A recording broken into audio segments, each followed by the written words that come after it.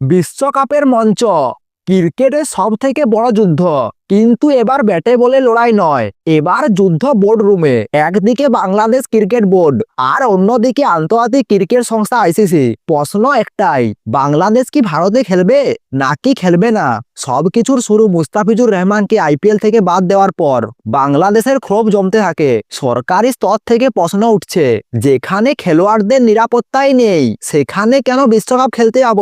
প্রথমবার প্রকাশ্যে কথা বলেন বাংলাদেশের ক্রীড়া উপদেষ্টা আসিফ নজরুল। তিনি স্পষ্ট করে দেন, ভারতে দল পাঠানো হবে না। সরকারি চাপ বাড়তে অবস্থান বদলায় বিসিবি। আইসিসিকে চিঠি পাঠিয়ে জানানো হয়, ভারতে খেলোয়াড়দের নিরাপত্তায় বিঘ্নিত হতে পারে। সমাধান হিসেবে প্রস্তাব, বাংলাদেশের ম্যাচগুলো শ্রীলঙ্কায় সরিয়ে নেওয়া হোক। কিন্তু এখানেই গল্প নতুন মোড় নেয়। আইসিসির উত্তর স্পষ্ট, ঠান্ডা, কঠোর। সূচি বদলানো হবে না, বাংলাদেশকে ভারতে এসেই খেলতে হবে।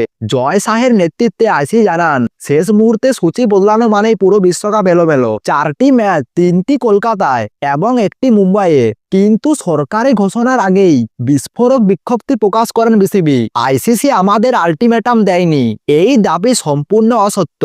আইসিসি আলোচনার দরজা খোলা রেখেছেন এবং নিরাপত্তা নিয়ে আমাদের মতামতকে গুরুত্ব দেবে। তাহলে প্রশ্ন, খবর সত্যি নাকি মিডিয়ার গুজব?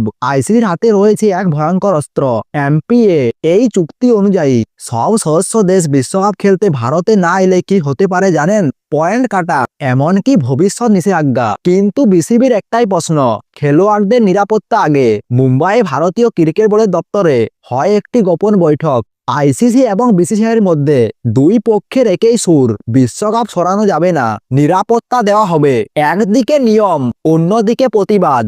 একদিকে বিশ্বকাপ, অন্যদিকে জাতীয় নিরাপত্তা। শেষ সিদ্ধান্ত এখন বিসিবির হাতে। বাংলাদেশ কি ভারতে যাবে নাকি বিশ্বকাপের ইতিহাসে একটি বিতর্ক তৈরি হবে?